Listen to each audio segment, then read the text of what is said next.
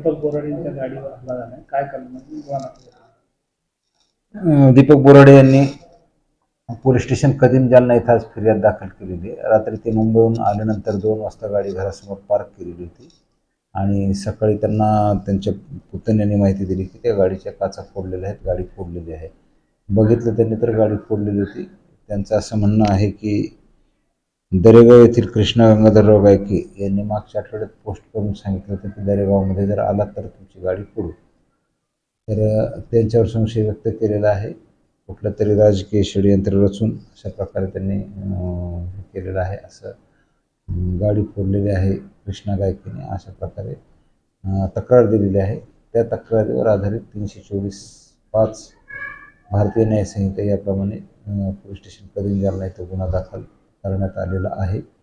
या संदर्भात आम्ही तपास करत आहोत. तपासांती सगळे चित्र निष्पन्न होईल की नेमकं कोणी गाडी फोडलेली आहे, त्याच्या मागचा उद्देश काय होता, याबाबतचा सर्व तपासांती बाबी या समोर येतील, त्यावर प्रकाश पडेल, निष्पन्न होतील. मी गेल्या 5 दिवसांपासून मुंबई इथं होतो.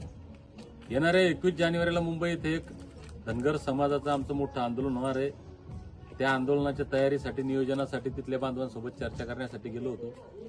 रात्री परत आलो 2 वाजता. या ठिकाणी घरासमोर गाडी उभी केली आणि आज शेजारी दरेगाव म्हणून एक गाव आहे, त्या गावामध्ये समाज बांधवांनी माझ्या सत्काराचा कार्यक्रम ठेवलेला होता.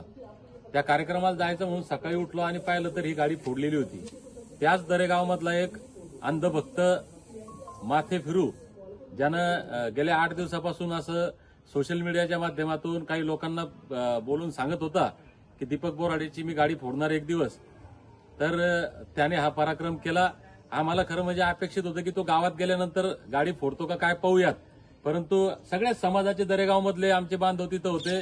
आमचे बाळूभाऊ तिरमुखे म्हणून आहेत, तिरुखे, हे पण तिथले होते. यांनी सांगितलं की दीपक भाऊ आपल्या गावात पाहुणे येतात, तुला यायचं तिथं तर ये, नाही तर येऊ नको, पण तू गोंधळ करू नको.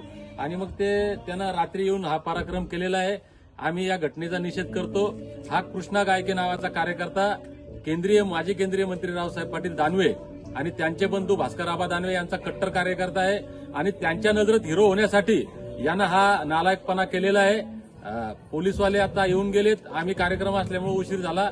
त्याचा रिपोर्ट देऊत. पोलीस तपास करून काय कारवाई करतात ते पाहू आता.